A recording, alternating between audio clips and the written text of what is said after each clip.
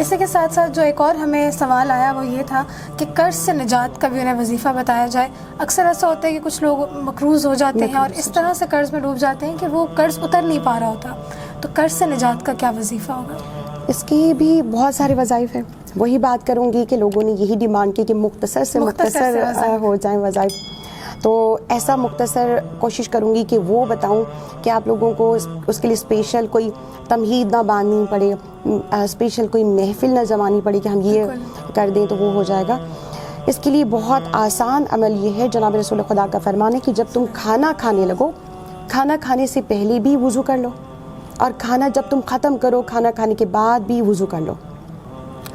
اور جب تم کھانا کھا کر ہٹنے لگو, کھا لیا تو فوراً کہو الحمدللہ رب العالمین, اس کے فوراً بعد سورہ توحید پڑھ لو.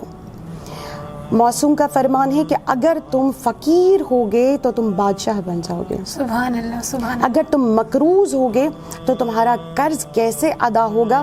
میں محمد اس بات کا ضامن ہوں, تمہارے سارے قرضے اتر جائیں گے. اس سے بڑی بات اور کیا ہو سکتی ہے؟ کھانا بھی آپ روز کھاتے ہیں, اور مختصر سا عمل ہے کہ کھانا کھانے سے پہلے بھی وضو کر لیا جائے, کھانا کھانے کے بعد بھی.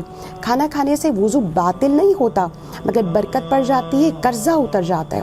کسی نے سوال کیا تھا, یا رسول اللہ کھانا کھانے سے پہلے بھی تو وضو تھا, کھانا کھانے سے کوئی وضو باطل نہیں ہوتا, لیکن اس کے بعد وضو کرنے کی تلقین کیوں کی گئی ہے؟ تو جناب رسول خدا نے فرمایا جو کھانا کھانے کے بعد وضو کر لیتا ہے اس کے دانتوں میں جو کھانے کے ذرات رہ جاتے ہیں اس کے دانت صحت مند ہو جاتے ہیں. اس کے ہاتھوں پر جو کھانے کے اثرات رہ جاتے ہیں وہ اثرات زائل ہو جاتے ہیں. وہ نہ جنات اس کے ہاتھوں کو چاٹتے ہیں, کیونکہ جو کھانے کے اثرات رہ جائیں, ہاتھ نہ دھوئے جائیں, جنات اس کے ہاتھوں کو چاٹتے رہتے ہیں, اور اس کے جو بد اثرات ہوتے ہیں وہ انسان کے اندر زندگی پہ آتے ہیں. اب یہ دیکھیں کہ چھوٹا سا وظیفہ تھا, آپ نے ہم سے قرض کو نجات کا وظیفہ پوچھا, اور کتنے زیادہ فائدے, کتنی زیادہ برکات ہے ہر وظیفے کی اس کے ساتھ. نہ صرف آپ کو جو آپ کا ایک مسئلہ ہے اس سے آپ کو نجات ملے گی, بلکہ جسمانی فوائد بھی ہیں, روحانی فوائد بھی ہیں, اور اجر و ثواب بھی ہے. اجر و ثواب بھی. آپ کھانا کھا رہے ہوں گے لیکن وہ کھانا آپ